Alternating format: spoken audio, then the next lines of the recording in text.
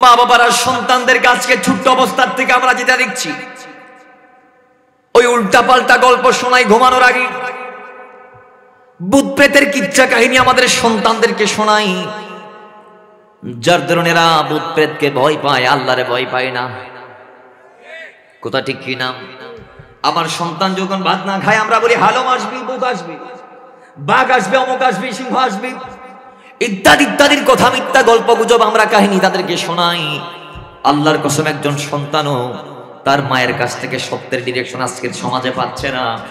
নবী যে কয়জন ছিল, আদম নবীর ইতিহাস কি, তার সন্তান শীস আলাইহিস সালামের ইতিহাস কি, নূহ নাজিউল্লাহর ইতিহাস কি, ইব্রাহিম খলিলুল্লাহ আল্লাহ কয়টি পরীক্ষা করেছে, নমরুদের আগুনে আল্লাহ তাকে কেমন ভাবে সেভ করেছে, ইউসুফ আলাইহিস সালাম, ইয়াকুব আলাইহিস সালাম, যুগে যুগে কালে কালে যত নবী রাসূল আসছে, একজন নবী রাসূলের ইতিহাসও, একজন সাহাবার ইতিহাসও, আল্লাহ নবীর এত কষ্টের ত্যাগ-তিতিক্ষার ইতিহাস আমাদের মারা সন্তানদের কানে নিয়ে আয় না, পৌঁছায় না। মা পৌঁছাবে করতে নিজেও শিখি। কোরআন শরীফ বিয়ের দিন দিয়ে দিয়ে আম্মা জিবে তুলি রাখিয়ে দেয়, ভাইজন ওলামায় বিয়ের সব মাঝে জিবে দিল সুলতান পা দিয়ে দিবে, উদ্দি তুলি রাখিয়ে দিবে, ভাইজন ওলামায়। তাহলে আমাদের মারা শিখছেন না, বিদায় জানাইতে পারছেন না। অথচ আল্লাহ কোরআন বলছে নামাজ নির্দিষ্ট টাইমে ফরজ, রোজা নির্দিষ্ট টাইমে ফরজ, হজ যাকাত নির্দিষ্ট টাইমে, কিন্তু অনির্দিষ্ট একটা ফরজ আছে, সেটার নাম ইলম হাসিল করা, সেটার নাম ইলমে দ্বীন হাসিল করা। নবী বলছেন, এই দুনিয়ার মানুষ, আমি রাসূল বাইস্ত মুআল্লিমান, শিক্ষক রূপে এসেছি, আমি জ্ঞানের জ্যোতি ছড়াতে এসেছি, আমি জ্ঞানের নূর নিয়ে এসেছি, আমি মানুষদেরকে নূর বন্টন করার জন্য এসেছি। দুনিয়ার মানুষ, আমি রাসূল শিক্ষক, শিক্ষক আর রহমান, আমার রহমান আল্লামাল কোরআন, আমার শিক্ষক আমাকে কোরআন তিনি শিখিয়েছেন। কোরআন কি কয়? তিবিয়ানান লিকুল্লি শাই, যেখানে সব আছে, সব আছে, কি কি আছে, আল্লাহ আপনাকে কি কি শিখিয়েছে, কয় ওয়া আল্লামাকা মা লাম তাকুন তাআলাম ওয়া কানা ফাদুল্লাহি আলাইকা আযীমা, আল্লাহ আমাকে শুরু থেকে শেষ যা যা যা আমি জানতাম না সব শিখিয়েছে। রাসূল একটু বলেন না কেমন কেমন শিক্ষা আপনার ভিতর আছে, কি কি শিখেছেন? কয় উতিতু ইলমাল আউয়ালিনা ওয়াল আখিরিন, সৃষ্টির শুরু থেকে শেষ তো যা হয়েছে, যা হচ্ছে, যা হবে, সব আল্লাহ আমার সিনার ভিতর দিয়ে দিয়েছে। সব রাসূল জানে কি জানে না? তো রাসূল আমাদেরকে জানিয়েছেন কি না? এখন তো উম্মতের আমরা যারা, যাদের মাধ্যমে রাসূল দিয়ে দুনিয়াতে আসছে, আমাদের মা বাবাগুলো আমাদেরকে এগুলা শিখাচ্ছে, শিখাচ্ছে না। এজন্য এগুলো শিখাইতে হবে, শিখাইতে হবে এগুলো। তো শেখানোর জন্য আগে শিখতে হবে মা বাবাকে। রাসূল বলছে শিখো, শিখার কোনো বয়স আছে? তালাবুল ইলমি ফারাইদাতুন আলা কুল্লি মুসলিম, জ্ঞান ফরজ অর্জন করা।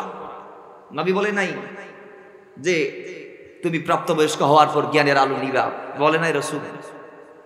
এজন্য আমরা 7 বছর বয়সের আগে আমাদের সন্তানদেরকে কোথায় দেই? ক্লাস 1-এ। এরপরে 3-4 বছর থেকে আমরা কোরআন শেখাই। নবী বলে উতলুবুল ইলমা ওয়ালাউ কানা বিসসিন, ইলম হাসিল করো যদিও ইলম চীন দেশে থাকে। চীন কেন নবী বললেন? শুধু চীন দেশ থেকে কেন রাসূল কি ইলম শিখে আসতে বললেন? কারণ আছে, কারণ সেখানে রাসূল চীনে যাওয়ার জন্য বলে নাই, বলেছেন একটি কারণে। কারণটা কি? কারণ হচ্ছে রাসূলুল্লাহ যেই সাহাবীদেরকে নিয়ে সেই ইলমের মাহিত্য বর্ণনা করছিলেন, সেই সাহাবীদের কাছে চীন ছিল একদম দূরের এলাকা। তার মানে দূরের দেশের ভিতরে সাহাবায়ে কেরাম চীনকে চিনত। এরা তো পুরো পৃথিবী ভ্রমণ করে দেখার সুযোগ সবার হয় নাই। বিদায় রাসূল বলে ও এরকম দূরে, প্রয়োজনে চীনে যাও। মানে দূরত্ব নবী বুঝিয়েছেন, এত দূরে গিয়ে হলো তোমরা ইলম হাসিল করো, জ্ঞান আহরণ করো, শিখে আসো, আরেকজনকে শিখাও। জুড়ে বলে সে মা আয়েশার হাদিস, রাসূল বলছে মা আয়েশা, হে আয়েশা, আমি বলছি আমার স্ত্রী শোনো, হে মুমিনদের মা, উম্মাহাতুল মুমিনিন শোনো, যে দুনিয়াতে যে ব্যক্তি তার পরিবারকে নিয়ে ভালো করে পেট পুক্ত করে খাইলো, ভালো খাবার খাইলো, তার পার্শ্বস্থ যারা প্রতিবেশী আছে তারা অভুক্ত অবস্থায় পড়ে রইল। অর্থাৎ আপনি খেয়েছেন, আপনার পাশের ঘর তাদের সবাই উপবাস থেকেছে, উপোস থেকেছে, না খেয়ে দিন রাত পার করছি। রাসূল বলছেন আপনি পেট ভরে খাওয়ার পর আপনি পূর্ণ ঈমানদার হতে পারেন, আপনি জান্নাতে প্রবেশ করতে পারবেন না। হাদিস পাকে বাবা আসছে, সে জান্নাতে প্রবেশ করবে না। 3 বার নবী বলেছে। আরেক হাদিসে বলছে সেই ঈমানদার নয় পূর্ণ, যিনি পেট পুক্ত করে খায়, তার পাশের গড়ের মানুষ অভুক্ত থাকে, না খেয়ে থাকে। তাহলে বোঝা গিয়েছে আপনি যদি ঈমানদার হয়ে থাকেন, রাসূল বলেছেন আপনি যেটা খাবেন সেটা আপনার পরিবারের পার্শ্বস্থ যারা আছে এদেরকে দিতে হবে। হাদিসে পাকে আসছে প্রতিবেশীদের ব্যাপারে, যে তুমি আয়েশা মায়েশাকে বলছেন, হে আয়েশা আমার স্ত্রী শোনো, তুমি যখন তরকারি রান্না করবা ঝোল একটু বাড়াই দিবা। কি বাড়াই দিবা? ঝোল। ঝোল আমরা তরকারিতে ঝোল দেই না, কথা বলেন না, ঝোল দেই না। বাবারা আমার, আল্লাহর নবী বলে আয়েশা তুমি যখন রান্না করবা ঝোল বাড়াই দিবা। কারণ কি? কয় কারণ একটাই, কয় তুমি যাতে তোমার প্রতিবেশীকে তোমার ওই নির্দিষ্ট অংশের থেকে একটু শেয়ার করতে পারো। আজকের সমাজ আমরা এমন অবস্থায় পড়ে গেছি, প্রতিবেশীদের কোনো খোঁজখবর আমরা নেই না। ডানের পরিবারের দিকে যদি যাই, জিজ্ঞেস করা হয় অমুক কেমন, কয় একদম খারাপ মানুষ। এর বামের পরিবারেরকে যদি জিজ্ঞেস করা হয় অমুক এইরকম, কয় ইটার মতো দামি দুনিয়াত নাই। ফিসুদ্দির বাড়ির মালিক করে যদি কেউ শিখায় হতে ইটার হওয়াই দেখেন হতে বেড়ে টাচ ক্লাস। তাহলে আমরা চারদিকের মানুষের সাথে ভালো ব্যবহার না করার কারণে নিজ স্বার্থ সবাই চায়, সবাই ব্যক্তিগত স্বার্থের কাঙ্গাল। এই যার দরুন আজকে আমরা প্রতিবেশীদের সাথে উত্তম আচরণ করার সুযোগ হারিয়ে ফেলছি দিন দিন। আজকে সমাজটা এমন হয়ে যাচ্ছে, প্রতিবেশীর কথা বাদ দেন না, নিজের ভাই বাপ মরণের পরে জায়গা দুই টুকরো হয়েছে, বড় মিয়া এক ভাগ নিছে, ছোট মিয়া এক ভাগ নিছে। তো ছোট মিয়া দাবি করে কয় বড় মিয়া আত্মে সাইরাত মারি দিছে, কয়াত এ মাতেন না কয়াত। বড় মিয়া কয় ইটা তো সমাজ খার আমার গুঁড়ো দুনিয়ার সিস্টেম চলে দিবে আপন ভাই ও কিবে শত্রু হোক, ইবে অন্য কেউ হোক, ইবারের কাছে যা কইলে ওইবে কেন সদি মাছ দেড় পয়সা গায়ে ফেলার, এবারে যা কইলে সদিতের বাড়ির ফিলার আর ঘরের দেওয়ালের ভিতরে। তার মানে তিতের ফার উইতের দাবি তিতের ফার সেম দ্যাট। এভাবে এক ঘরের ফর যান প্রত্যেকের একই দাবি। তাহলে দুনিয়াতে বোঝা গিয়েছে আমরা সবাই স্বার্থের কাঙ্গাল হয়ে গিয়েছি। কিসের কাঙ্গাল? কথা বলতে হবে, কিসের কাঙ্গাল? সবাই চায় খাইতে, স্বার্থে কেউ চায় আমরা। সমাজে এমনও আছে কয় অমুক তারিখ অমুকের মাইয়া রাখিকা দিছে, কয় এদিন আর পর বিয়ের তারিখ দিয়ে দিবে, এদিন আর পর বিয়ের তারিখ, যাতে একটা মারামারি ওই ফাইট। দেখেন কি অবস্থা আজকের সমাজের। রাসূল বলছে তুমি তোমার পরিবার পরিজনকে নিয়ে যেটা খাবা পাশের বাড়ির মানুষদেরকে সেটা দাও, তারা মাথায় রাখবা। এই আমার উম্মত, তোমার প্রতিবেশীর প্রয়োজনের তাগিদে তোমাকে নিজের সিদ্ধান্ত চেঞ্জ করতে হবে। হ্যাঁ, অমুক সিদ্ধান্ত নিয়েছে সে তার মেয়ের বিয়ে অমুক দিন দিবে, তোমার ছেলের আকিকা তুমি সেদিন না করাও আরেকদিন করাও। কেউ বলছে তোমার বাড়ির ধানটা তুমি আমার একদিনের জন্য ইউজ করতে দাও, আপনি দিয়ে দেন। কারো হাঁটার জায়গা নাই, আপনার বাড়ির উপর দিয়ে হাঁটতে চাই, রাসূল বলে জায়গা দিয়ে দাও। এইভাবে আল্লাহর হাবিব ডাক দিয়ে বলেছেন, কেউ তোমার পাড়াপড়শি কেউ তোমার কাছে প্রয়োজনীয় আসবাবপত্র যেগুলো লাগে, বাসন ইত্যাদি ইত্যাদি ইত্যাদি, তাদের বাড়িতে মেহমান আসছে, তার বাসন নাই, আপ্যায়ন করার কিচ্ছু নাই, তোমার কাছে এসে হাত মেরেছে, হাত পেতেছে, চেয়েছে, তখন তুমি তার প্রয়োজনকে পূরণ করো সাধ্যের ভিতর থেকে। জোরে বলেন সুবহান। কি এসে ধার চেয়েছে, দেওয়ার দরকার আছে না নাই? জোরে বলেন, আরেকটু আসতে। এটারা কেউ কেউ মনে করতো হুজুর দাঁত তো বোধ দিয়ে লাইফ হচ্ছে, দার যারা দিয়ে বেম দাইয়ে দে যারা দেই এই ব্যাকুল আর টিউন তেরা ফোনার পরে ব্যক্তিগত সম্পদ মনে করছি, দিবসত বড় মন মানসিকতা তাহলে দেই এটা অপদ্দা কুজন পড়তো না দিবেলাই 2 দিন পরে। 2 বছরও কি দিতের কাছে বিক্ষোভ সাজে গিয়ে খুঁজতে তারপরও দিয়ে না। তাইলে বাবার আমার আজকের কিছু ব্যক্তির কারণে সমাজ কলুষিত। কিছু ব্যক্তি, আমি বলবো না, কিছু ব্যক্তির ব্যাড হ্যাবিটের কারণে, বদ অভ্যাসের কারণে, আমি ব্যক্তির দোষ দিচ্ছি না, অভ্যাসের দোষ দিচ্ছি।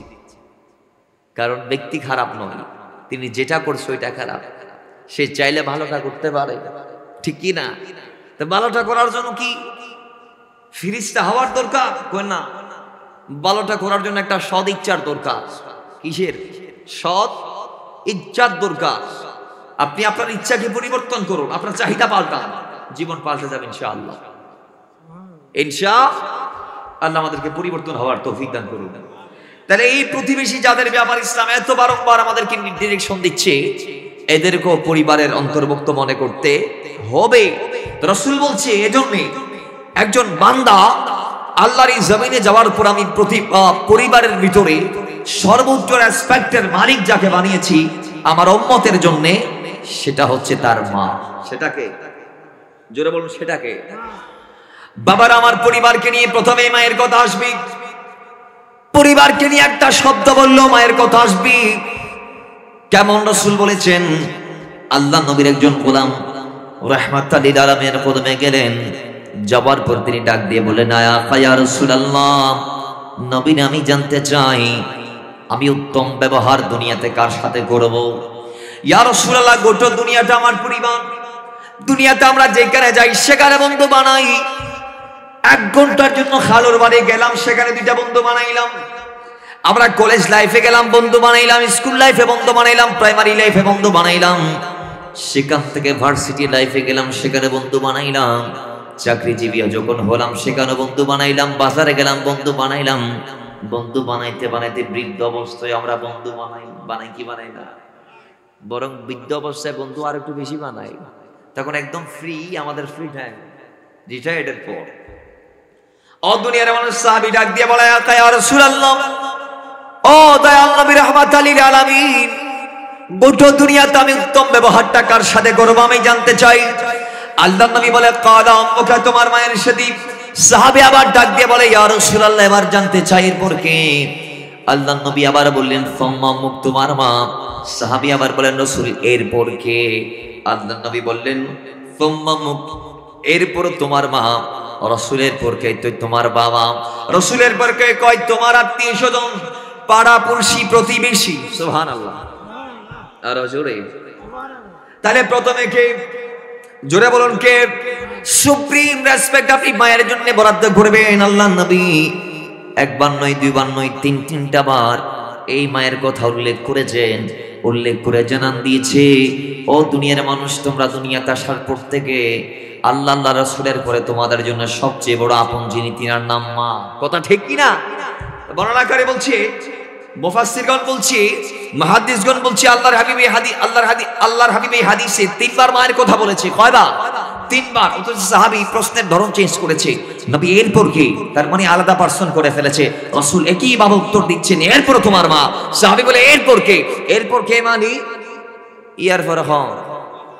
আবার খোদে রাসূল মায়ের কথা 1 বার নয়, 2 বার নয়, 3টা বার রাসূল মায়ের কথা বললেন। পরে 4 নম্বরে বাবার কথা আসছে, 5 নম্বরে বাকিদের কথা আসছে। তাহলে 3 বার মায়ের কথা বলার পিছনে কারণ কি? তো কারণ হচ্ছে 4টি। কারণ কয়টি? 4টি। নাম্বার 1, মা একজন সন্তান, তাকে 10টি মাস পেটের মধ্যে যিনি রাখে তিনি মা। মা তিনি হচ্ছে ওই মা যেই মা নিজের জীবনটা বাজি রেখে সন্তানকে দুনিয়াতে আনে। মা ওই মা যেই মা সন্তানকে পৃথিবীর প্রথম হাতটা মুখে দেয়। মা ওই মা যেই মা নিজের জীবনটাকে কোনো পারিশ্রমিক ছাড়া সন্তানের জন্য কোরবান দেয় এবং সন্তানকে বিভিন্ন ত্যাগ তিতিক্ষার মাধ্যমে মানুষের মতো মানুষ করে। মাথায় রাখবেন, দুনিয়াতে প্রত্যেকটা ব্যক্তির শ্রমের মূল্য আছে, প্রত্যেকটা ব্যক্তির শ্রমের মূল্য আছে। প্রত্যেকটা ব্যক্তি দিন শেষে তার স্যালারি পায়, বেতন পায়। কিন্তু একজন ব্যক্তি আছে যেই ব্যক্তিটা আপনার জন্য 24 ঘন্টা অন ডিউটিতে থাকে। সকাল বলেন, দুপুর বলেন, আসর বলেন, মাগরিব বলেন, এশা বলেন, রাত দিন, সপ্তাহ, মাস, বছর, যুগ, শতাব্দী, গোটা জিন্দেগি যেই মা সন্তানের জন্য উজাড় করে, তার নাম হচ্ছে মহব্বতের মা। কথা বলেন ঠিক কি? তাহলে রাসূল 3 বার তার কথা না বলে কার কথা বলবে? আর রাসূল 3 বার তার কথা না বলে কার কথা বলবে? যিনি দোয়া করলে দোয়া কবুল, যিনি পক্ষে বললে কবুল, বিপক্ষে বললে কবুল, যিনি চাইলে সন্তানকে বাড়ি বানাইতে পারে, যিনি চাইলে সন্তানের বিপদ কাটাইতে পারে। দুনিয়াতে সন্তানের উপর বিপদ আসবে, কেউ জানুক না জানুক, যিনি সবার আগে জানে তিনি মা। দুনিয়ার থেকে সন্তান বিদায় নিবে, কেউ জানুক না জানুক, প্রথম জানে মা। দুনিয়াতে মা হচ্ছে এমন একটা জাতের নাম যেই মায়ের সাথে সন্তানের প্রত্যেকটা অর্গান জড়িয়ে আছে, প্রত্যেকটা অর্গান জড়িয়ে আছে। সন্তানের ডেকুর পর্যন্ত যিনি বুঝতে পারে তার নাম মা। কথা ঠিক কি না? তাহলে মায়ের সমান হবে। এই জন্য পরিবারের সুপ্রিম রেসপেক্টের মালিককে। কথা বলেন না বাইরা আমার। সেই মায়ের ব্যাপারে আল্লাহ নবী ডাক দিয়ে বলেছে কোরআন দিয়ে, ওয়াকাদা রাব্বুকা আল্লা তা'বুদু ইল্লা ইয়াহু ওয়া বিল ওয়ালিদাইনি ইহসানা। তোমরা আমার আল্লাহর নির্দেশ হচ্ছে যে দুনিয়াতে আল্লাহর ইবাদতের পরে যার খেদমত করবা তাদের নাম মা বাবা। সুবহানাল্লাহ।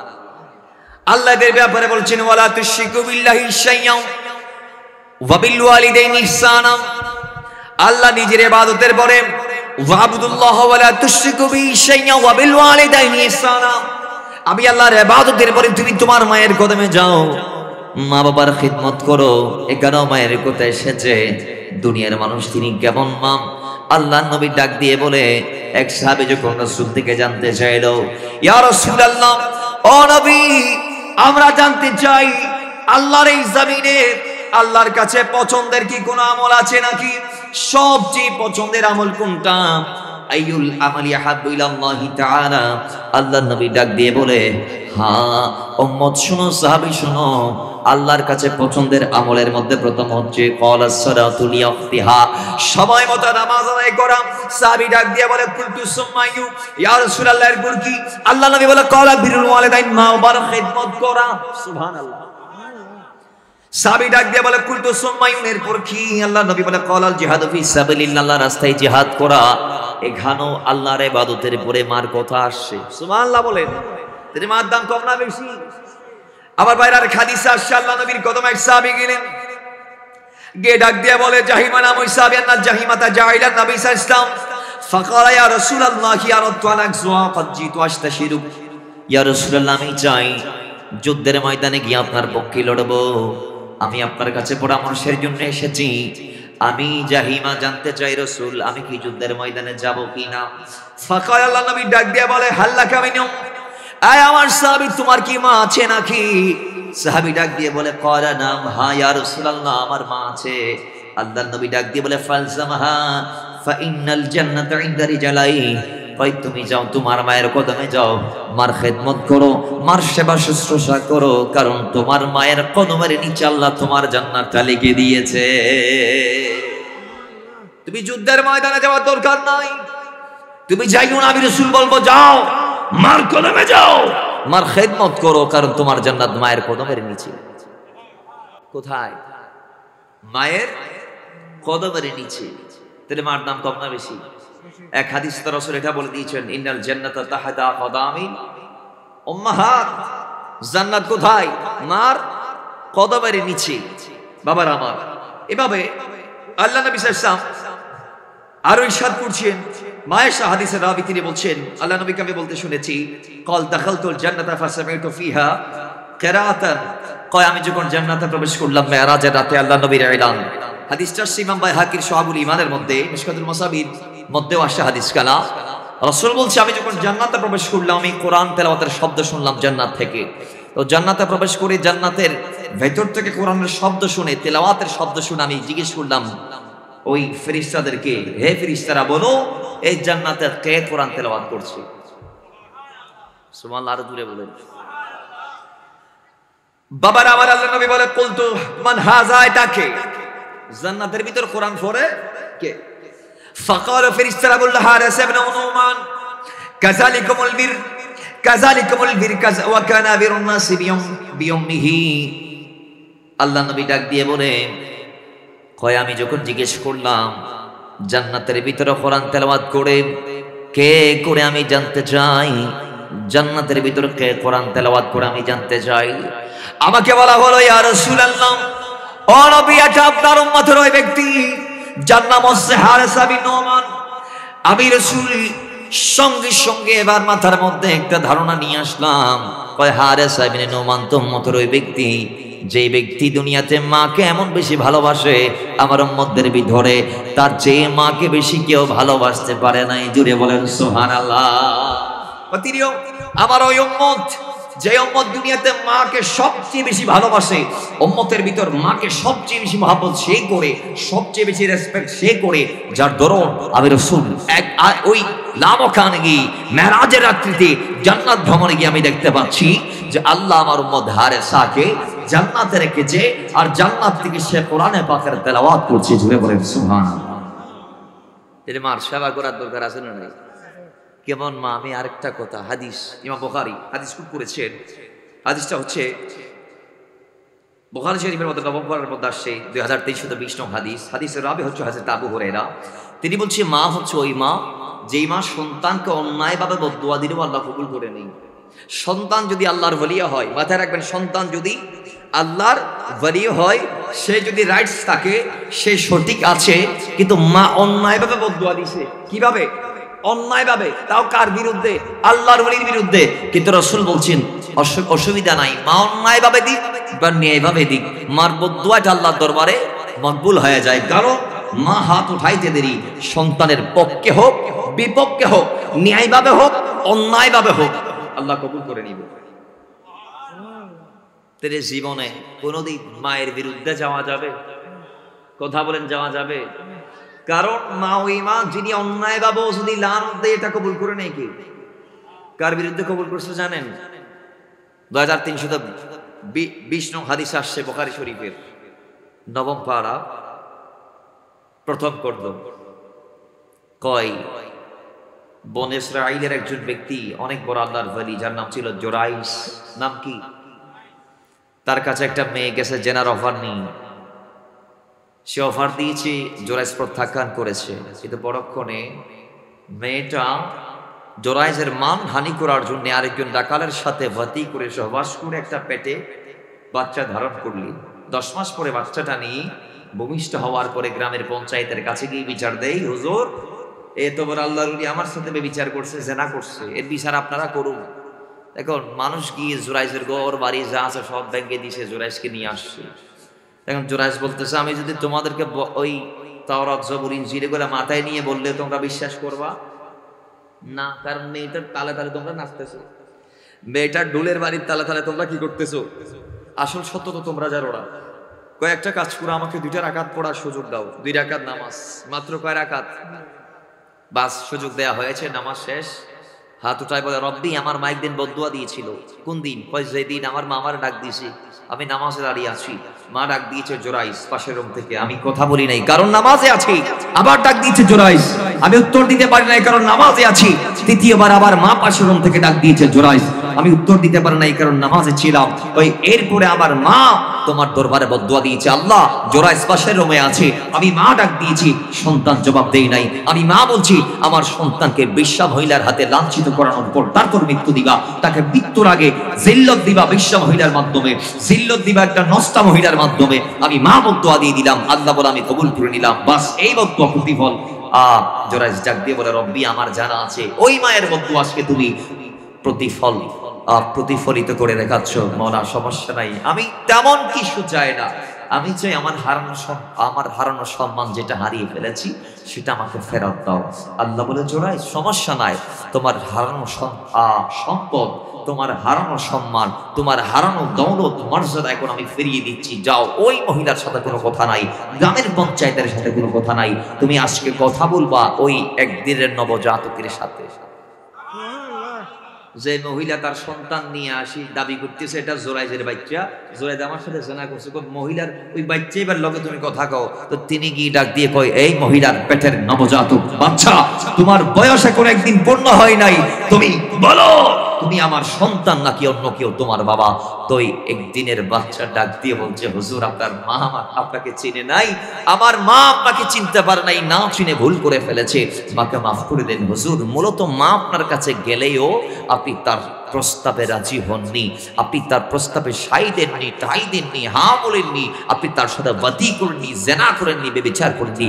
মূলত ওই রাখাল যিনি গাছের নিচে দাঁড়িয়ে দাঁড়িয়ে তামসা দেখছে, সেই আমার বাবা, আমি তার সন্তান। জুড়ে বলেন। এখন সবাই খান্দুরি, যারা গড় ভাঙ্গি দিছে, যারা গত্তর ভাঙ্গি দিছে, এরা সবাই খান্দুরি উড়ুক মুড়ুক দিছে আর কি, যা যা করার ক্ষমা তোমা চাইছে, কদমে পড়ে গেছে এবং বলতেছে, হুজুর আপনার গত্ত ভাঙ্গি দিছি, আমরা চাই আপনার গড়টা আমরা স্বর্ণ দিয়ে নির্মাণ করে দেব। সুবহানাল্লাহ মনে হয় আর ন জানি তো সুবহানাল্লাহ। আর দেখুন, আমি আপনি হইলেও সেই সময় বলতাম ঠিক আছে আপনারা যদি জান দিলে দিতে পারেন, আমার কোনো আপত্তি। কিন্তু জোরাইস কয়, না না না, আমি নিতাম না। কারণ হচ্ছে আমার ঘরটা যদি স্বর্ণ দ্বারা নির্মিত হয়, সেটার চাকচিক্য এবং সৌন্দর্য দেখতে দেখতে সেটার পরিচর্যা করতে করতে আমার লাইফের দামি দামি টাইম গুলা চলে যাবে। আমি চাই না আমার রবের দেয়া শ্রেষ্ঠ নিয়ামতে হায়াতের প্রত্যেকটা সেকেন্ড আমি ঘরের পিছনে ব্যয় করতে চাই না, আমি রবের পিছনে ব্যয় করতে চাই। ওই আগে যেরকম মাঙ্গা শোনা ছিল এরকম বানাই দাও। তাহলে এত বড় একজন আল্লাহ রুলের বিরুদ্ধে মায়ের বদদুয়া আল্লাহ কবুল করছে কিনা? জোরে বলেন, করছে। তাহলে মায়ের বদদুয়া নেওয়া যাবে না। দ্বিতীয় নাম্বার যিনি আছে তিনি বাবা। দুনিয়াতে এমন একটা ব্যক্তির নাম হচ্ছে পরিবারের অন্যতম মেম্বার বাবা, যেই বাবা আমাদের জন্য আল্লাহ কর্তৃক একটা রহমতের ছায়া স্বরূপ, বট বৃক্ষ স্বরূপ। সুবহানাল্লাহ জুড়ে বলেন। এরপর আসছে সন্তান সন্ততি। দুনিয়াতে মাথায় রাখবেন, আল্লাহর কোরআনে এলান এসেছে, ও দুনিয়ার মানুষ, তোমরা যারা আছো, তোমরা যদি ভালো কাজ করতে পারো আমি আল্লাহ তোমাদেরকে উত্তম বিনিময়টা দিব। আল্লাহর কোরআন বলছে, ইন্নাল্লাযীনা আমানু ওয়া আমিলুস সালিহাত, যারা ঈমান এনে নেক কাজ করতে পেরেছো, কানাত লাহুম জান্নাতুল ফিরদাউসি নুজুলা, তোমাদের জন্য আমি আল্লাহ এমন জান্নাত রেখেছি যেটার কল্পনাও তোমরা কোনোদিন করতে পারো না।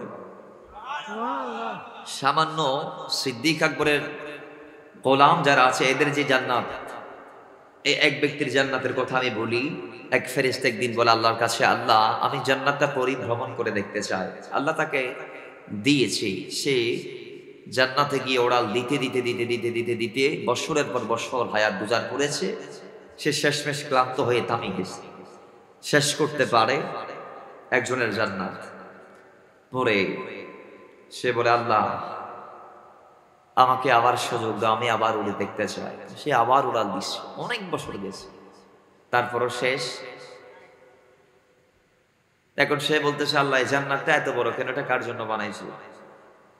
এটা সিদ্দিক আকবরকে যে ভালোবাসে, সুবহানাল্লাহ জুড়ে বলবেন না, সেই ব্যক্তির জান্নাত আমি আল্লাহ তার জন্য এটা বানিয়েছি। সেই জান্নাতের পরিধির ব্যাপার আসছে।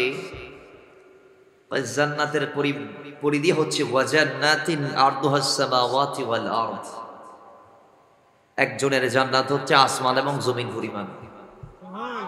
আরো জোরে, আরো জোরে। আচ্ছা, দুনিয়াতে আমরা 5 টাকার জন্য মারামারি দিই, 5 টাকা লাভের জন্য ইমানকে ধ্বংসের দিকে ঠেলে দিচ্ছি, 10 টাকার জন্য আপন ভাইকে খুন করলাম, 20 টাকার জন্য মা বাবার থেকে নিজের সংস্রব সম্পর্ক আলাদা করে ফেললাম, একটা সামান্য বট গাছ, খেজুর গাছ, ডালিম গাছের জন্য ভাইয়ে ভাই মারামারি। আসলে নাই, কথা বলেন, আসলে নাই। এই গোটা দুনিয়াতে কি সম্পদ আল্লাহ দিয়েছেন? একজন জান্নাতি ব্যক্তির সম্পদ হচ্ছে আসমান জমিনে যা আছে, যত জায়গা আছে এত জায়গা সমপরিমাণ।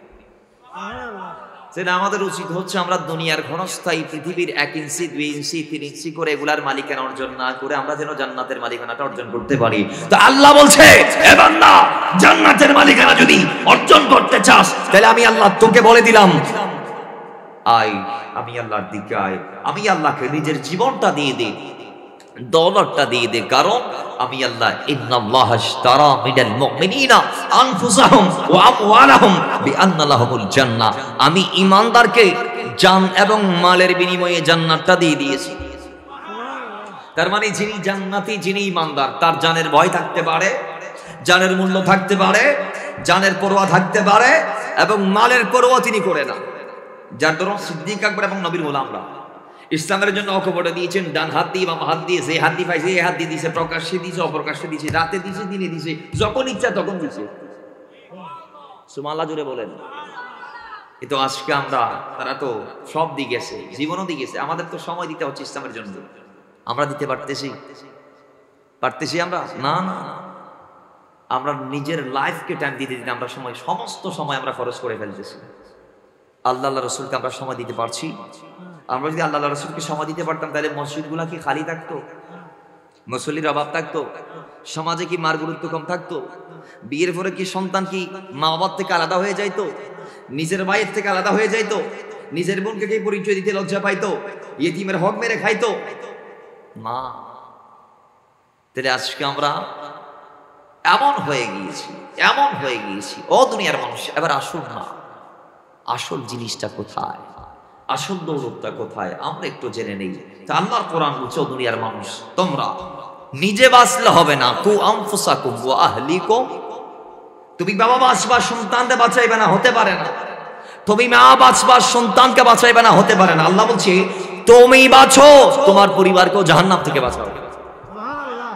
কু আনফুসাকুম, ফার্স্ট অফ অল নিজে বাঁচো, নিজেকে জাহান্নাম থেকে সেভ করো, দূরে রাখো, নিজে হেফাজত করো, নিজে হেফাজত হয়ে যাও, নিজে জাহান্নাম থেকে দূরে যাও, নিজে বাঁচো। ও আহলিকুম নার, এবং তোমার আহাল, তোমার পরিবার এদেরকে বাঁচাও।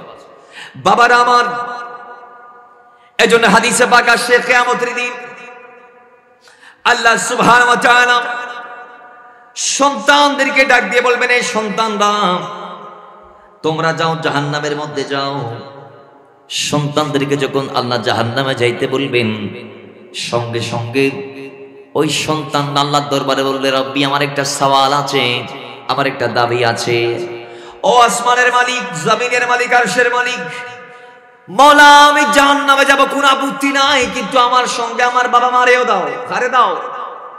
ও মা, যে তারা জন্ম দিয়ে খাওয়াইয়ে ফাইলে এটারা পছন্দের করিও হুজুর তো লইয়ের খবর আছে, নফারি নারার দিকে লাড়িও দিকে হর্স যা আছিল সাবর সব যা ছিল বিয়াই দিকে, তো এটারা রে আরা জান নমন দিবেন নাই রবের দরবার ফুরিয়ে দুই যদি কিয়ামতের দিন খোদা অবশ্যই তা হাদিসে পাক আসছে, কয় এরা বলবে, আল্লাহ আমাদের মা বাবাগুলা যদি আমাদেরকে সৎ পথে পরিচালিত করতো, সুবহানাল্লাহ জুড়ে বলেন, আমাদের মা বাবাগুলা যদি আমাদেরকে কোথায় সৎ পথে যদি চালাইতো, ডিরেকশন যদি দিতে, হকের দিশা যদি আমরা তাদের পক্ষ থেকে পাইতাম, তাহলে মওলা আমরা অন্যায় কোনোদিন করতে পারতাম, আমরা কোনোদিন নফসের উপর জুলুম করতে পারতাম। তো মূলত তারা আমাদের কি শিখায় নাই, আমরা শিখি নাই বিদায় জানি নাই বিদায় মানি নাই, তাহলে মূলত কে অপরাধী? মা বাবা। তা আগে এদেরকে দাও জাহান্নামে, পরে তাদের লগে মাদি আরারও দাও। তাহলে এজন্য সন্তানদেরকে মানুষের মতো মানুষ করার দরকার আছে না? একটা পরিবারে মা বাবা চাইলে সব সম্ভব। এজন্য একজন বিজ্ঞানী বলছেন, একজন দাবি ব্যক্তি বলছেন, বৃক্ষ তোমার নাম কি, ফল পরিচয়। বাবার আমার, ফলের মাধ্যমে গাছ চিহ্নিত হয়, কোনটা জাম গাছ, কোনটা আম গাছ, কোনটা ডালিম গাছ, কথা ঠিক নেই। কার মা বাপ ভালো তার সন্তান দেখলে বোঝা যাবে। একজন এভাবে বলেছেন, আমাকে একজন শিক্ষিত মা দাও, আমি একটা স্বশিক্ষিত জাতি দিব। আমি বলবো, আমাকে একজন নেককার মা দাও, আমাকে একজন নেককার জান্নাতি মা দাও, আমি গোটা সমাজটাকে জান্নাতি সমাজ বানিয়ে দিব। একজন মা সন্তানকে সবচেয়ে বেশি গাইড করবে। বাবার আমার, এজন্য আল্লাহ নবী মাদেরকে দায়িত্ব দিয়েছেন। শুধুমাত্র সন্তানের উপর মা বাবার হক আছে তা নয়, আবার মা বাবার উপর সন্তানদের কিছু হক আছে। শুধু সন্তানদের থেকে মা বাবারা পাবে এটা নয়, সন্তানরাও মা বাবার থেকে অনেক কিছু পাবে। তার মধ্যে ১ নম্বর, সন্তানদেরকে সবচেয়ে যেই জিনিসটার প্রতি বেশি নজর দেয়া লাগবে মা বাবার, সেই জিনিসটা হচ্ছে আখলাক, চরিত্র, উত্তম অনুপম চরিত্র। সন্তানের চরিত্র যদি নষ্ট হয়ে যায়, তার সবগুলা, একজন বলেছেন, তোমার টাকা শেষ, অল্প তোমার লস হয়েছে, তোমার যদি চরিত্রটা শেষ হয়ে যায় তাহলে তোমার সব। তাহলে মাথায় রাখতে হবে, চরিত্র হচ্ছে আসল সম্পদ।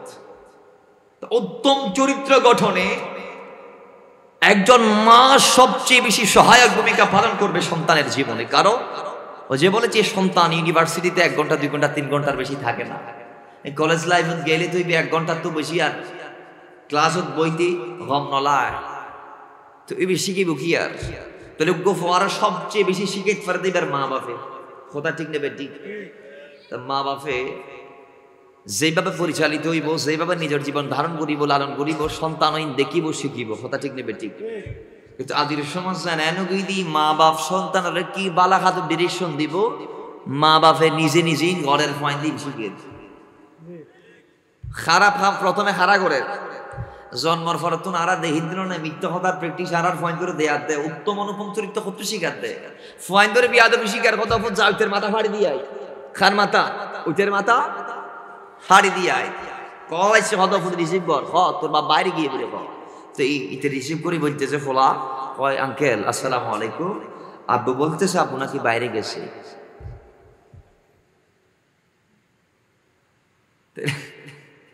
সমাজ এগুলা চলে কি চলে না অথচ গৌস আজমের মা তার সন্তানকে শিখিয়েছে সন্তান তোমার সামনে পাহাড় সমপরিমাণও যদি বিপদ চলে আসে তারপরও মিথ্যার আশ্রয় নেওয়া যাবে ইসলাম এটা বলছি ইলমে দ্বীন আমাদেরকে এটাই শিখায় কিন্তু আপনি আপনার সন্তানকে শিখাইলেন উল্টোটা কোনটা বোধকিয়া কিস্তিওয়ালার ডরে ফোয়ারা হদ্দে সোমবার দিন তুই রাস্তার মাথার মাঝে দিতে যাবি কিস্তিওয়ালা একটু তো নাইলে মত না আরে কল দিবি তখন দরজা বন্ধ করবি দিও আসলে নাই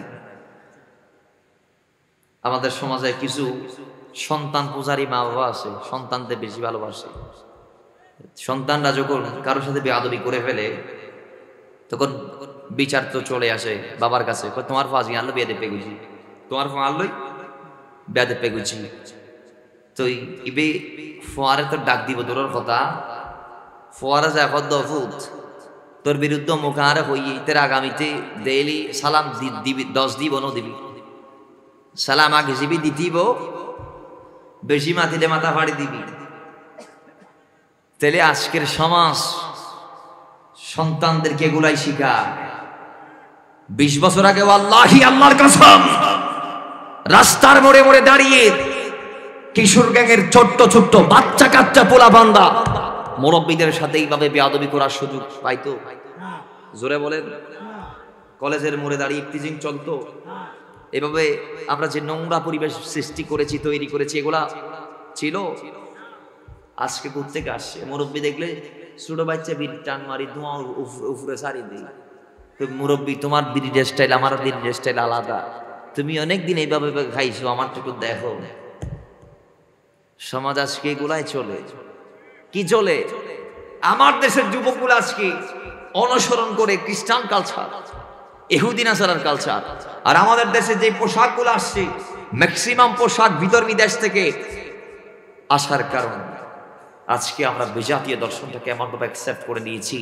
যে যুবকের জিন্সের প্যান্টে সতরের জায়গায় ফাটা আসলে নাই এই প্যান্ট দিয়ে কি নামাজ পড়লে নামাজ হইব চুল লাল করা কি ইসলামে জায়েজ উল্টা পাল্টা কাটিং মারা জায়েজ এদিকে রাখি এদিকে সাঁচি ফেলা হ্যাঁ এগুলো কি জায়েজ আছে এদিকে বিট মারা ভি মারা তীর মারা এগুলো কি জায়েজ এখন অনেক দেখছি গায়ের মধ্যে মুসলমানদের ছেলে টেটু আঁকতেছে মুসলমান ছেলে গায়ের মধ্যে কি আঁকে জোরে বল না ভাই কি আঁকে এগুলা কি জায়েজ এগুলা যখন সন্তান করছে সন্তান যখন ওই পথে পা দিচ্ছে আগাচ্ছে তখন দরকার ছিল মা বাবার সন্তানকে সেফ করা বুঝানো বারণ করা নাইলে বেত্রাঘাত করা না মানলে তেজ্য পুত্র করি দিন দিল্লা ফোয়া দরকার আছে না ফোয়া জিবে ওনারা যান নাম দিবিলা রবত দরবারে ফরিয়াদ করবি মেরা খা ওয়াইল ওয়াইফ আলী মানুষের মতো মানুষ করি আমি তো মানুষ নেই বা মানুষ হয়ে গিয়ে এই বুলান্ডা হয়ে গিয়ে কি হয়ে দি মাতো না এবার থেকে বাচ্চা ফুরিব না এবার কি করে দিয়া ফুরিব তো এবার মামলা করি এখন যাইতো না এবার ডাইরেক্ট আসারি বাঙ্গি ফেরান ফুরিব আপনাকে কঠোর হতে হবে আপনি যদি উদাসীন হয়ে যান তাহলে আপনার পরিবার বর্গের ব্যক্তিবর্গরা আপনাকে জাহান্নামে দিবে তারা বলবে রব্বি এই আমার বাপ যদি চাইতো আমাদের কি ভালো বানাইতে পারতো বাপ তো চাই নাই বাপ তো কোনোদিন না কতটা আদান দিয়ে নামাজ কোনো ফরজ তুই এন কিল্লে করছো সুয়েন কিল্লে করছো সমগ্র তোর বিরুদ্ধে বিচার কিল্লে দিয়ে আরে বাবারা এটা বলে বলে আজকের সমাজ আমরা দেখি রিক্সাওয়ালা চাই রিক্সাওয়ালার ছেলে যাতে তার মধ্যে রিক্সাওয়ালা না হয় কিন্তু সেই সন্তান এত কষ্ট করে ভর্তি করায় দেওয়ার পর খবর পাইছে একদিন ছেলে স্কুলে যায় নাই তোর ছেলের মারি মারি স্কুলে যেতে নিলে বাবা আসলে নাই কিন্তু সকাল সন্ধ্যায় আসর মাগরিব এসাই এত ওয়াক্ত নামাজ দাইজার করদি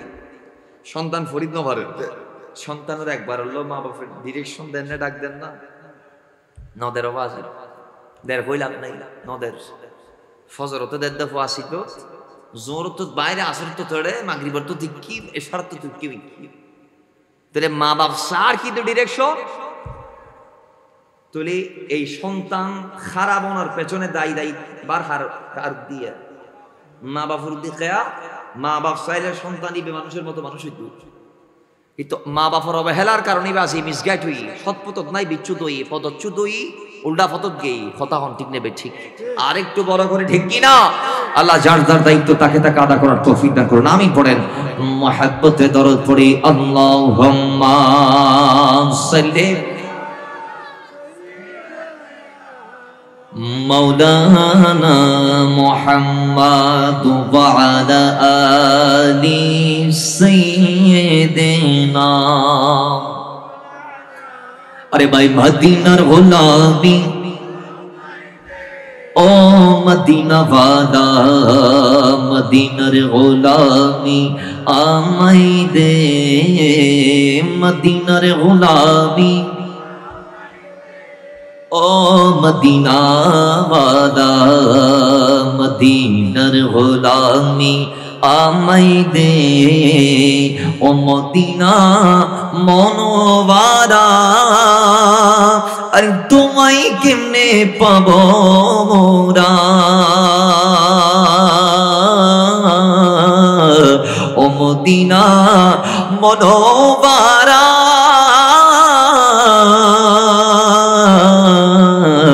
ও মদিনা মনোয়ারা, তোমায় কেমনে পাবো মোরা, ও ঈমান নসিব করে দে, ও মদিনা ওয়ালা, মদিনার গোলামি, জোরে জোরে মদিনার গোলামি আমায় দে, ও মদিনা ওয়ালা, মদিনার গোলামি।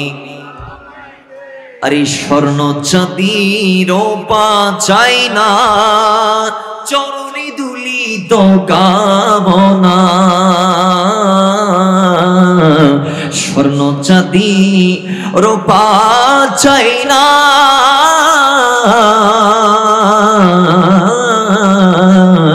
স্বর্ণ চাঁদি রূপা চাই না, চরণে ধুলি তো কামনা, ভাঙ্গা কিসমত জোড়া লাগাই দে, ও মদিনা ওয়ালা, মদিনার গোলামি, জোরে জোরে মদিনার গোলামি, ও মদিনা ওয়ালা, মদিনার গোলামি আমায় দে, আল্লাহুম্মা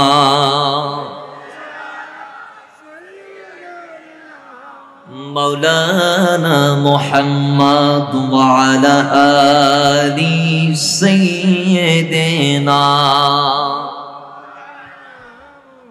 তাহলে নাম্বার 1, সন্তানের চরিত্র গঠনে উত্তম সহায়ক হওয়া মা বাবা।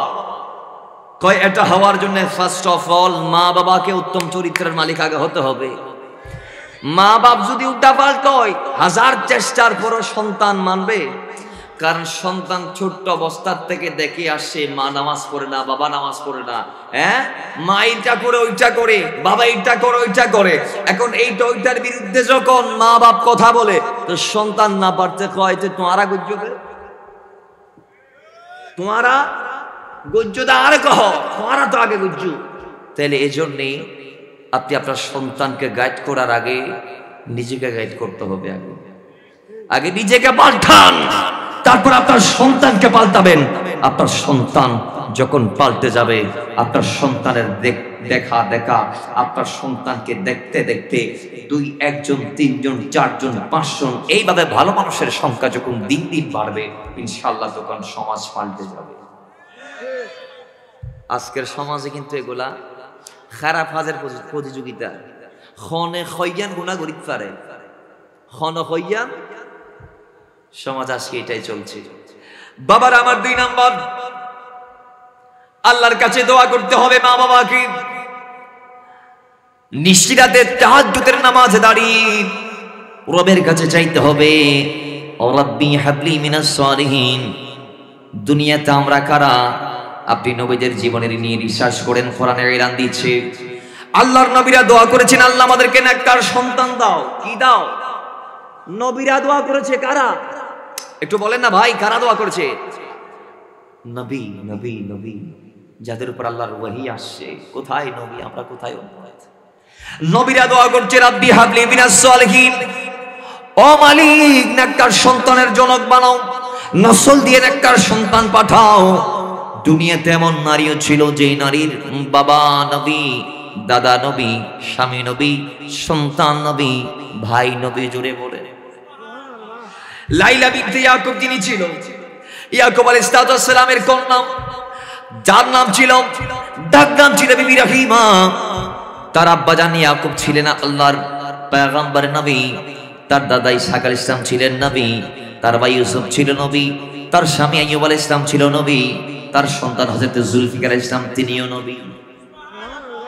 এরপরে তারা দোয়া করেছে, রাব্বি হাবলি মিনাস সালিহিন, আল্লাহ নেককার সন্তানের জনক বানাও, নেককার সন্তান আমাদের নসল দিয়ে দুনিয়াতে পাঠাও। ইব্রাহিম আলাইহিস সালাম দোয়া করেছে, রাব্বি হাবলি মিনাস সালিহিন, আল্লাহ নেককার সন্তান দুনিয়াতে পাঠাও। ইয়াকুব আলাইহিস সালাম দোয়া করেছে, রাব্বি হাবলি মিনাস সালিহিন, আল্লাহ নেককার সন্তান দুনিয়াতে পাঠাও। কারণ নূহ আলাইহিস সালাম থেকে কেনান হয়েছে, নবীর থেকে শয়তানের জন্ম নিয়েছে, এইজন্য নবীরা দোয়া করেছে। আর আমরা দোয়া দূরের কথা, আমরা তো সন্তানের জন্য চাওয়া দূরের কথা। হাত উঠাই বলি, আল্লাহ আমার এইটা না এইটা দাও, ওইটা না ওইটা দাও। আল্লাহ জয়ন্তী জিয়ান জমিন আছে, আছে না হলো ফেলে তুমি আরে দিলে তৌফিক দাও। দুইয়ান 10 কান, 4 কান, 5 কান, বাড়ি গাড়ি ইত্যাদি ইত্যাদি যা তাহলে ফেলে ইত্যাদি গুড়া ফুটতেছে না কিনি ফেলে ইত্যাদি তুমি আরে দিলে ক্ষমতা দাও। আমাদের দোয়া, ওইটা আমাদের দোয়া হন না আর দোয়া। আমরা ছেলেদের জন্য চাই না, সন্তান আসার আগে আমার কি দায়িত্ব করণীয় কি? হাদিসে পাক আসছে, আল্লাহ তো আমাদেরকে বানার পর পর ফয়সালা করেছে কে জান্নাতি কে জাহান্নামী। মুসলিম শরীফের মধ্যে আসছে, বিশকাতুল মাসাবির মধ্যে আসছে হাদিস কানা, আল্লাহ আদম আলাইহিস সালামকে বানিয়ে পিঠের ডান দিকে হাত বোলালেন, কুদরতি হাত, আল্লাহর কি কুদরতি হাত। একদল সন্তান বের হলো, আদম বলে, মওলা এরা কারা?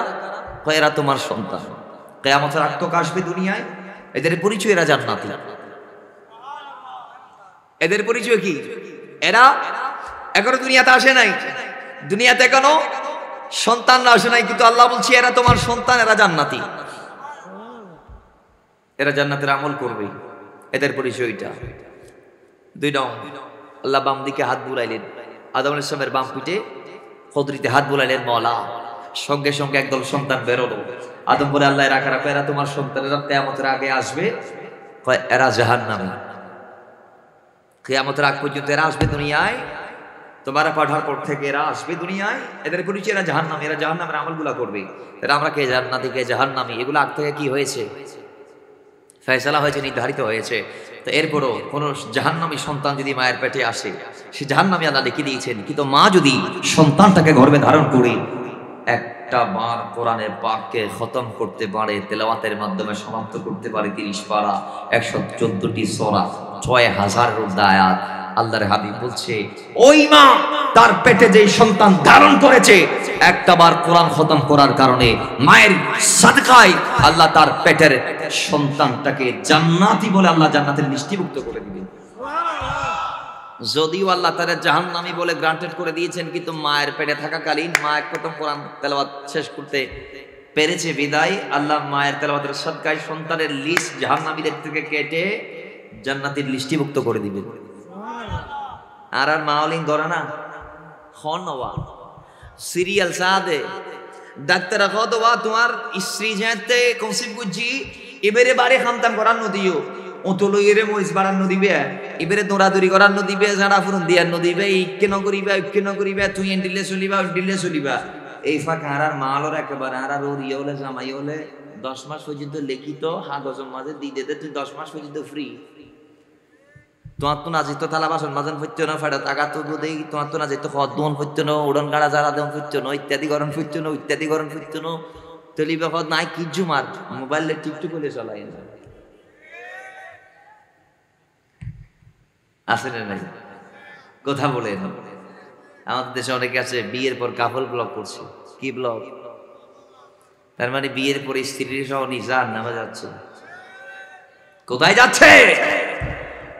রাসূল বলছে তুমি তোমার স্ত্রীকে ডাক দাও, এখন আমাদের কিছু আছে ডিরেকশন দে হয় তুই খবরদার উন্না ফুরিন নারিবা না কাপুরিন না পারিবা বিএসএ বেদের আর মাস আসি জেডি আর ভাই ওলাই বদের সমস্যা কি মুখ খোলা রাখো কেয়া তোমার চেহারা সুন্দর দিন যদি মানছে দেইলি তাহলে আর মা সম্মান বাড়ি যাবে কত মুখ তো মাশাআল্লাহ আল্লাহ চাইছি দেখো বালাবো অনেক সুন্দর আছে নাউজুবিল্লাহ চারবার বলেন আরো বড় করে জবান আরো বুলন্দ করে আরো বড় করি হন।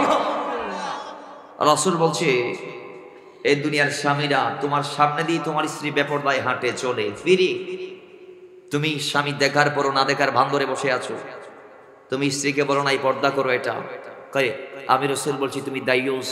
জেনে রাখো দায়ুস কখনো আমি নবীর জান্নাতে যাইতে পারবে। তাহলে আপনি জাহান্নামটা খরিদ করছেন, স্ত্রীকে বেপরদায় ছেড়ে দিচ্ছেন মানে জাহান্নামটা খরিদ করছেন। তাহলে পরিবারের স্ত্রীদেরকেও কন্ট্রোল করার দরকার আছে না নাই? দোয়া করবে বাবারা আমার। এজন্য আল্লাহর নবীরা দোয়া করেছি, ও আল্লাহ আমার সন্তান তারে নেককার বানাইয়া দাও। দুনিয়াতে সন্তান আসার আগে মা বাবার দোয়া করা লাগবে, সন্তান আসার পরও মা বাবার দোয়া করা লাগবে। কারণ একজন সন্তান সফল হবে একমাত্র যেটার সদকায়, সেটা হচ্ছে মা বাবার দোয়া, ঠিক কি না? এটা দিয়ে সন্তান সফলতায় পৌঁছাবে। আপনি আপনার জীবন কয় বছর? সন্তান আসার পর 20 বছর বাঁচবেন, 30 বছর, 1 বছর, 50 বছর। তো 50 বছর যদি আপনি আপনার সন্তানকে দোয়া দিয়ে যাইতে না পারেন, তাহলে আপনার ইন্তেকালের পরে সে দোয়া শূন্যতায় ভুগবে। কথা ঠিক কি না? সে নিয়ামতহীন অবস্থায় ভুগবে, নিয়ামতের শূন্যতায় ভুগবে। এই জন্য আপনার সন্তান, আপনার কলিজার টুকরা, তাকে যেমন ভালোবাসেন, ভালোবেসে তার জন্য দোয়া করেন। নিশিরাতে তাহাজ্জুদে দাঁড়িয়ে যান, আল্লাহর জন্য, আল্লাহর হাবিবের মহব্বতটা নিয়ে দাঁড়ান, হাত ওঠান, বলুন রব্বি তোমার কাছে আর কোনো চাওয়া নাই, পাওয়া নাই। না চাইতে সব দিয়েছো, না চাইতে সব দিয়েছো। আল্লাহ তুমি চাইলে একটা চক্ষু না দিতে পারতা, তুমি চাইলে কানের শ্রবণ শক্তি না দিতে পারতা, তুমি চাইলে একটা হাত অঙ্গ করে দিতে পারতা, তুমি চাইলে পায়ের চলার ক্ষমতা নিয়ে নিতে পারতা। মাওলা হাজার নাফরমানির পরও তুমি আমার সন্তানটাকে অজ্ঞত অবস্থায় যেহেতু দুনিয়াতে পাঠিয়েছো, আমি বাবা, আমি মা হিসেবে দোয়া করছি, আমার সন্তানটার জীবনটা নিয়ামত দিয়ে সাজিয়ে দাও, নেককার হিসেবে কবুল করো, নেককার সন্তান হিসেবে তাকে কবুল করো, তাকে নামাজি বানিয়ে দাও, সাচ্চা ইমানদার বানিয়ে দাও, নবীর গোলাম বানিয়ে দাও। সে যেন দু হাত দিয়ে দান করতে পারে, সন্তানের সেনাটাকে এভাবে দানের জন্য উন্মুক্ত করে দাও। জুড়ে বলে আল্লাহু আকবার। ইয়া রাসূলুল্লাহ, গাউসুল আজম দস্তগীর জিন্দাবাদ, জিন্দাবাদ, জিন্দাবাদ। তাই আজকের সমাজ আমরা এটার ফিল করতে পারছি না। আমরা 50 বছর আগের এই সমাজ ব্যবস্থা দেখি না, শুনিও নাই, নাজির নাই যে 50 বছরে যেহেতু সমাজ ব্যবস্থার এত অধপতন হয়েছে। তো আমি আপনি যদি গর্জন না দিই, আপনি যদি সচেতন না হই, আপনি যদি প্রতিবাদ না করি, তাহলে এই ক্যান্সার সমাজ থেকে রাষ্ট্রে ছড়াবে, রাষ্ট্র থেকে পুরো পৃথিবী ব্যাপী ছড়াবে। এই জন্য আজকে আমি, কালকে আপনি, পরশু উনি, এরপর দিন আরেকজন, এইভাবে আমরা যদি প্রত্যেক জন সচেতন হয়ে এটার বিরুদ্ধে প্রতিবাদ শুরু করি, এটার বিরুদ্ধে অবস্থানে দাঁড়িয়ে যাই, তাহলে আজকে একজন আপনি বিরুদ্ধে অবস্থানের কাতারে, কালকে আপনার সাথে আরেকজন, পরে আরেকজন, হতে হতে অনেক বিশাল একটা জনগোষ্ঠী যদি এগুলার বিরুদ্ধে প্রতিবাদ শুরু করে, তাহলে আল্লাহ নবী যে বলেছে আখিরি জামানায় এমন কিছু উম্মত আসবে যারা আমাকে দেখবে না, আমি নবীকে আমি নবীর নূরানি জামানের একটা বাণীও আমার সামনে বসার সুযোগ তারা পাবে না। আমি নবীর 1000 বছর পরে আসবে, কিন্তু হে আমার সাচ্চা সাহাবা, শোনো সুসংবাদ তোমাদের জন্য, একবার ওই কিয়ামতের আগে আখিরি জামানায় আগত আমার ওই উম্মতের জন্য সুসংবাদ 7 বার জুড়ে বলেন। আপনার আমার জন্য কয়বার? সবাইকে বলে কেন? আমরা আপনার পিছনে নামাজ পড়ি, তো তাদের নামাজ তারাই নামের পিছনে পড়বে, তো তাদের নামাজের এত গুরুত্ব। আমরা আপনার হাতে দান দিয়েছি, তারা অন্য কারো হাতে দিবে, তাদের দানের এত ফাজাইল। আমরা আপনার পিছনে যুদ্ধ করেছি, তারা নফসের বিরুদ্ধে যুদ্ধ করবে, এদের এত ফাজাইল কেন ইয়া রাসূলুল্লাহ? আমরা জানতে চাই। কারণ একটাই, তোমরা আমাকে দেখে বিশ্বাস করেছো, তারা আমাকে না দেখে বিশ্বাস করবে। তারা আমাকে না দেখে বিশ্বাস করবে।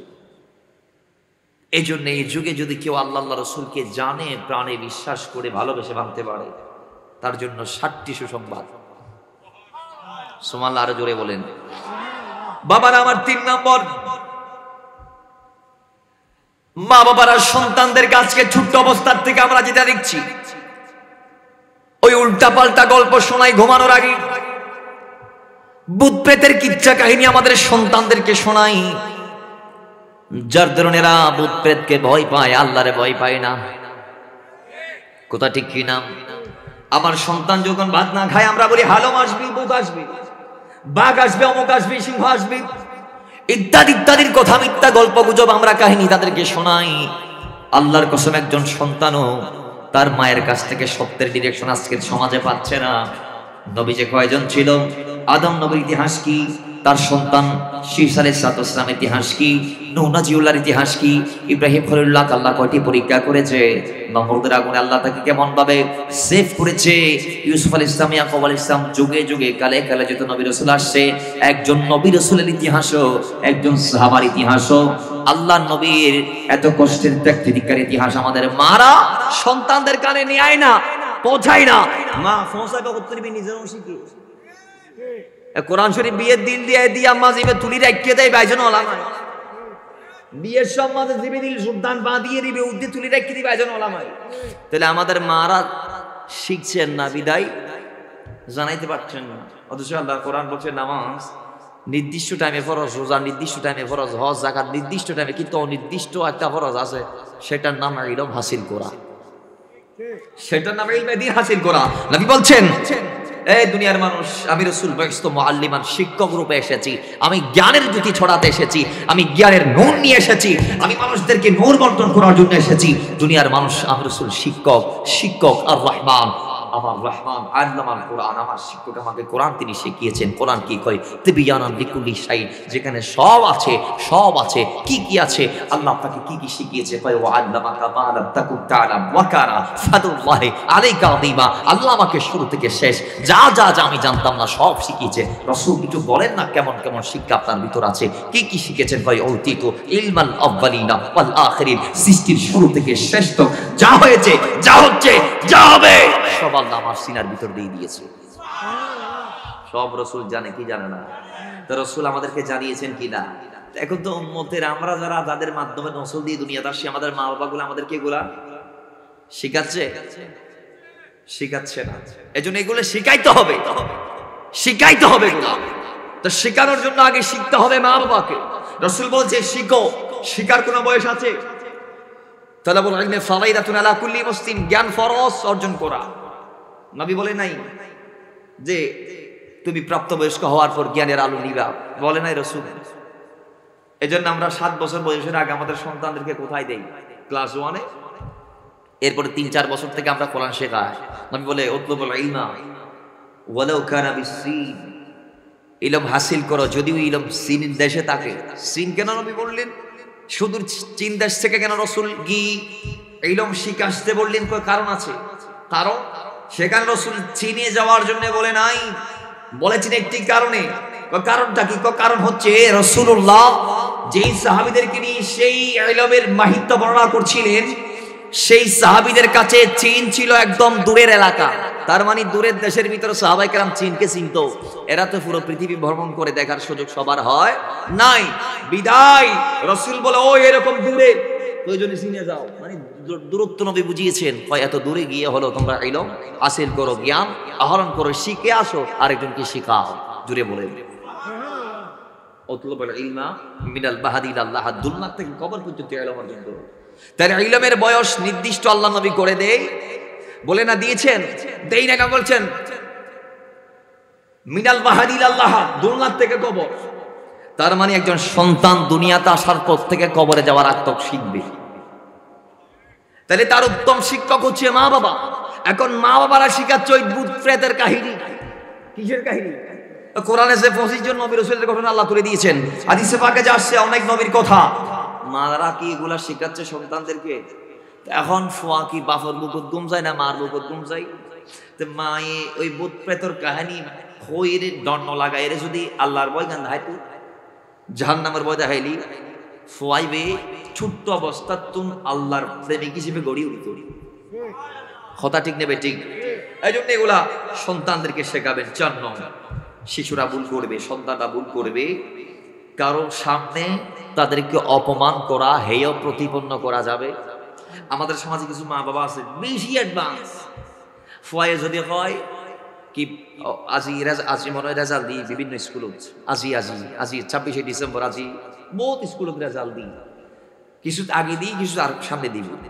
তো সন্তানরা যখন একটা রেজাল্ট করে রেজাল্ট শিট নিয়ে বাবা মার সামনে আসবে, আমরা দেখো আমি রেজাল্ট করেছি, দেখতেছে রোল নাম্বার 2, রোল নাম্বার কত হতে ইনেকা রেজাল্ট বুঝছে না ইয়ে নেকান ক্লাস 8 মজা ক্লাস 5 আব্বা হতে ই বগরা চালুলি না গোল্ডেন কোন পালি আমার গোল্ডেন 5 ক্লাস 10 হতে বগরা চালুলি 99 করে কোন অবস। এবং সন্তান এগুলো তো সফলতা, আর কিছু হচ্ছে বিফলতা। কি বিফলতা? বিফলতা যখন সন্তানের দেখবেন, সন্তান যখন হুচুট খেয়ে পড়ে যাবে, তখন আপনি বাবা, আপনি তাকে গিয়ে টেনে উঠাই দিবেন। এখন ইতে ফরে গিয়ে দাঁড়া যাবে না, তারপর মারা হবো না, হতাহনের ভুল দেখি এরা 10 জনের সামনে অপমান করলেও না, হেয় প্রতিপন্ন করলে হবে না, হবে তা করা যাবে না। এরপরে মা বাবা সন্তানকে খারাপ কোনো শব্দ চয়ন করে তাদেরকে ডাক দিতে পারবে না, যেমন নির্বুধ, গাদা, বুকা, তোর দ্বারা কিছু হবে না, তুই একটা সন্তান হইলি, তুই গোফানা, এইভাবে ইত্যাদি ইত্যাদি যে অপ্রীতিকর শব্দ আছে, এগুলা সন্তানদেরকে এগুলা ধরে ডাকা যাবে না। 6 সন্তানের কোনো যদি ভুল হয় ও যাই, কাঙ্ক্ষিত বা অনাকাঙ্ক্ষিত, ইচ্ছায় বা অনিচ্ছায়, তাহলে 10 জনের সামনে তাকে অপমান না করে, বুঝিয়ে না দিয়ে, পার্সোনাল ডেকে বাবা আর সন্তান, মাও যাতে না জানে, ভাইও যাতে না জানে, কন্যাও যাতে না জানে, বাবা তার সন্তানকে পার্সোনাল রুমে ডেকে বসাইয়া তারপর শুধরাই দিল। সমাজ 3 আছে না, ইয়েন কিলে গজ্জ সই বাপ ফাদত নাই খড়ে বাতো টেবিলত মাই বাপ ফাদত তুলনা আল্লাহ দেখা হতে বাপ ফাদত না, তুই আইয়ার পরে ভাই না।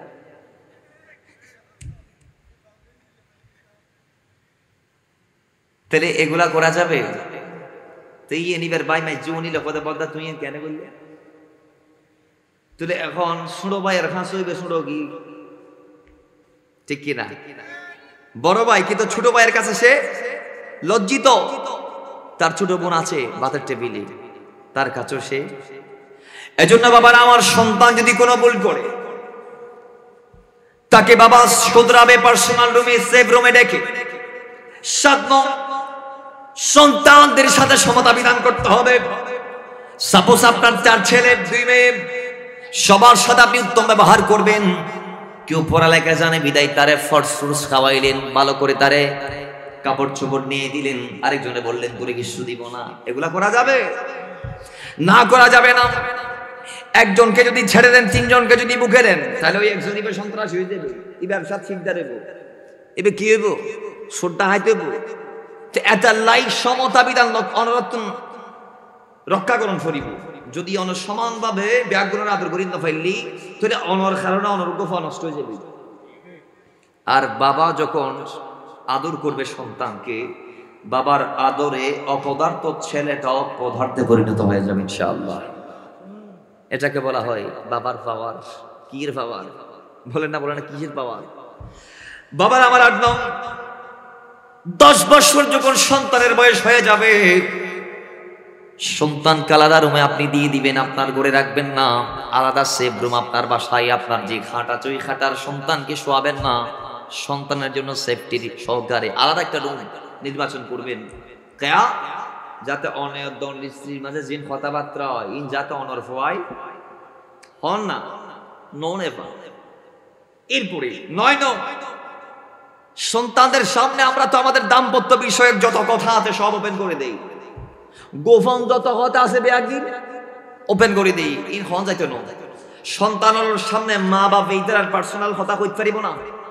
পার্সোনাল মানে ইবে ওই পার্সোনাল নেবে দাম্পত্য বিষয়ক, দাম্পত্য বিষয়ক এ ধরনের কোনো কথা একজন মা তার সন্তানের সামনে বলতে পারবে না। এরপরে 10 নং শিশুদের সামনে আপন মা বাবা পাতলা টাইট ছেঁড়া ভাড়া এবং এমন পোশাক যে পোশাক পরলে মায়ের অঙ্গ দেখা যায়, এরকম কোন পোশাক মা সন্তানের সামনে পরতে পারবে? জোরে বলেন। আজকের মুসলিম সমাজ আমরা পোশাক পরি, মা রাখি 3 পিস কি পিস বলেন না ভাই কি পিস? শাড়ি। কি শাড়ি? এই দুটাই তো আমাদের পোশাক। আল্লাহর কসম এগুলো একটাও ইসলামের পোশাক না, এগুলো একটাও। আপনি থ্রি পিসের কথা আমারে বুঝাইবেন? থ্রি পিস কোন হাদিসে আছে? শাড়ির কথা কোন কিতাব আছে? ইসলামের কে পড়ছে? মা ফাতেমার পোশাক কি থ্রি পিস ছিল? শাড়ি ছিল তো কি ওই মেক্সি জুব্বার মতো 6 কাট ছিল। ওই মেক্সিতে অনেক বড় ছিল, কলার ছিল, হাত ছিল একদম পূর্ণাঙ্গ। এই তারা 30 পিসের গলায় দূর মাশাআল্লাহ হাস গইতে রানি ফেলে একেবারে এন করি। শাড়ি যে আমাদের মারা পরে এই দিক দিয়ে 8-10 কুচি মারি, লুঙ্গির মতো করি, এই দিক থেকে তুলি ঠাস করে মারি দেই। তো এইদিকে তো খালি কেউ মাথার ঘুমটা দেই, কপাল দেখা যায়, যায় কি যায় না? বেয়াদবি মাফ করবেন। আমরা যখন ছোট ছিলাম আমরা দেখেছি শাড়ি পরতো গ্রামের নারীরা। বিপাকে যাবে, খারাপ আপনার সন্তানের জন্য ভবিষ্যৎ অপেক্ষা করবে, এরকম কোন ফিল্ম ভিডিও ইত্যাদি ইত্যাদি অন্তত মুসলমান হিসেবে আমি আপনি দেখতে পারবো না। এরপরে 12-13 কয় 7 বছর পূর্ণ হলে সন্তানদেরকে নামাজের জন্য আদেশ দেয়া, তাদেরকে ডিরেকশন দেয়া, তাদেরকে বলে দেয়া, এ আমার সন্তান আল্লাহ তোমার উপর নামাজ ফরজ করেছে, নামাজ পাঠ করতে হবে, নামাজের সিস্টেম পাঠ করার আগে জানতে হবে, নামাজ এইভাবে এইভাবে নামাজের যে তরিকা আছে এগুলো শেখাইতে হবে মা বাবা কর্তৃক সন্তানকে, অথবা হুজুর দিয়ে শেখাইতে হবে। এরপরে 10 বছর যখন হয়ে যাবে সন্তান নামাজ না পড়লে তাকে হালকা প্রহার করতে হবে। কি হালকা? মাইট দিতে হবে। এরপরে 14 নম্বর সন্তানকে সত্যবাদিতা, আমানতদারিতা, নিজের ওপর আরেকজনকে প্রাধান্য দেয়া, এরপরে অসহায়কে সাহায্য করা, মেহমানকে সম্মান করা, উত্তম চরিত্রের প্রশিক্ষণ ইত্যাদি ইত্যাদি সন্তানকে মা বাবা কর্তৃক দিতে হবে। 15 সন্তানকে বিদ্যা, গালাগালি এবং নোংরা ও নিচু মানের শব্দ ব্যবহার না করতে বলা। কারণ মা বাবা যদি সন্তানদেরকে এই ডিরেকশন না দেয় সন্তান ওইদিকে যাবে।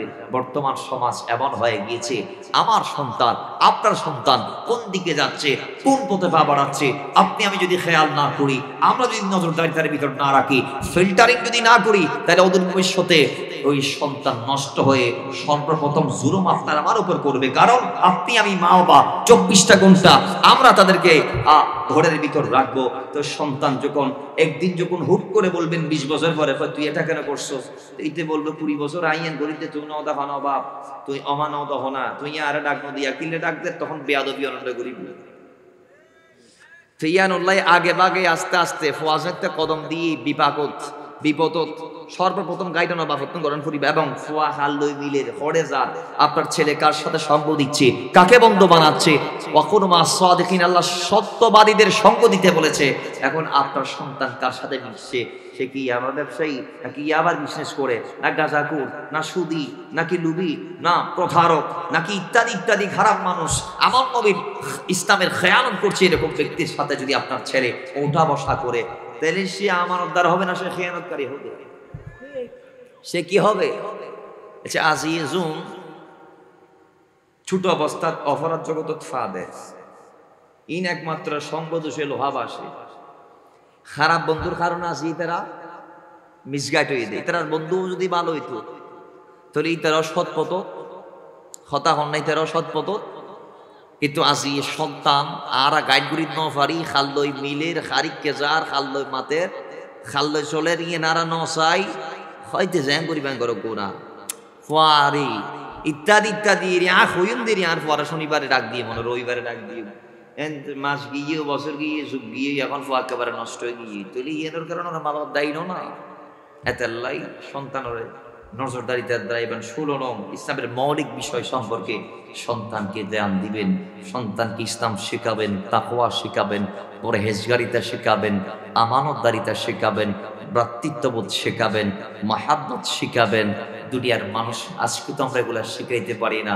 আজকে মুসলমান পরিবারের সন্তান 5 কলমা জানে না, মুসলমান পরিবারের সন্তান আরবি 12 মাসের নাম জানে না, মুসলমান পরিবারের সন্তান সবে বরাত কি, সবে কদর কি, কদরে কি হয়েছিল, বরাতে কি হয়, ঈদের দিন কি আমরা কেন পেয়েছি, রমজানের মোবারক এর মাহিত্য কি, ঈদুল ফিতর কি, এগুলো আমরা জানি না। অথচ আমরা মুসলমান, মহরমের চেতনা আজ আমাদের ভিতর নাই। হিজরি নববর্ষ যে একটা আমাদের সংস্কৃতি আছে আমরা ভুলে গিয়েছি, কিন্তু 31st নাইট সামনে যে আসবে, 31st নাইট নিয়ে টানাটানি আছে না নাই? তো আসতে বলেন না, রং মাখামাখি, কি মাখামাখি? রং মাখামাখি। 14ই ফেব্রুয়ারি আসবে, ক্যাথলিক খ্রিস্টানদের স্মৃতিচারণ করবে আমার মুসলমান পরিবারের সন্তানরা, আছে না নাই? আচ্ছা, একজন মুসলমানের জন্য কি নির্দিষ্ট কোন দিন ভালোবাসার দিন হতে পারে? আওয়াজ দিয়ে বলেন। একজন ইমানদার 24 ঘন্টা নন, 24 ঘন্টা জিন্দেগিতে, পুরো জিন্দেগি আল্লাহ রাসূলকে ভালোবাসবে। সেই শনিবারে আল্লাহকে ভালোবাসে, রবিবারে বাসে নাই, হবে? একজন সন্তান তার মা বাবাকে পুরো জিন্দেগি দিয়ে ভালোবেসে যাবে। নির্দিষ্ট কোনো দিন ইমানদারের জন্য ভালোবাসার দিন হতে পারে? বলে না, ভালোবাসার দিন হতে পারে। আল্লাহ বুঝার তৌফিক দান করুন। মহাব্বতে বলেন। তাহলে এই সন্তানদেরকে এগুলো ইসলামের মৌলিক বিষয় সম্পর্কে ধারণা দিতে হবে, নামাজ, রোজা, হজ, যাকাত ইত্যাদি ইত্যাদি যা আছে। এরপর 5 ওয়াক্ত সালাত, কোরআন পড়া, প্রয়োজনীয় দোয়া, জিকির ইত্যাদি ইত্যাদি, নামাজের আহকাম এবং ইসলামের রুকন কয়েকটি, এগুলো শিখাইতে হবে। এরপরে অন্যের অধিকার সম্পর্কে সচেতন করা, যেমন মার উপর সন্তানের হক কি, সন্তানের উপর মায়ের হক কি, ভাই বোনের অধিকার কি, প্রতিবেশীর অধিকার কি, পাড়াপড়শি কি পাবে, এক মুসলমানের উপর আরেক মুসলমানের হক পায়টা কি কি, কিরকম করে আপনাকে জীবন ধারণ করতে হবে, কি করলে আপনি পরপারে জান্নাত পাবেন, নাজাতের রাস্তা কোনটা, ইত্যাদি ইত্যাদি যত জ্ঞান আছে, এই অধিকার সম্পর্কিত সমস্ত জ্ঞান সন্তানদেরকে দিতে হবে। এরপর সামাজিকতার শিক্ষা দেয়া, যেমন সালাম দেয়া, বসার আদব, মানুষের সাথে কথা বলার ভদ্রতা, কারো বাড়িতে যাওয়ার আগে যে অনুমতি রাখবে ইত্যাদি ইত্যাদি, এগুলো হচ্ছে ভদ্রতা, সামাজিকতা, এগুলো শিক্ষা দিতে হবে।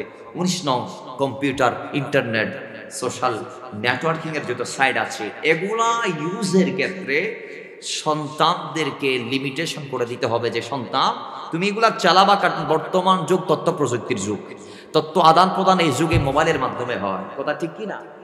তাইলে আপনার সন্তানকে আপনি চাইলেও মোবাইল ছাড়া করতে পারবেন, কিন্তু সন্তান যেন মোবাইল নিয়ে ফেসবুক ফ্রি ফায়ার, ওই পাবজি ফ্রি ফায়ার না খেলে, এটা আপনাকে নজরদারির ভিতরে রাখতে হবে। আর সন্তান যাতে এই মোবাইলকে ইউজ করতে পারে, মোবাইল যাতে তার ইউজ করতে না পারে। এখন তো মোবাইল আমাদেরকে পরিচালিত করছে, আমাদেরকে ইউজ করছে, আমাদেরকে ব্যবহার করছে। আমরা মোবাইলকে ব্যবহার করতে পারছি না।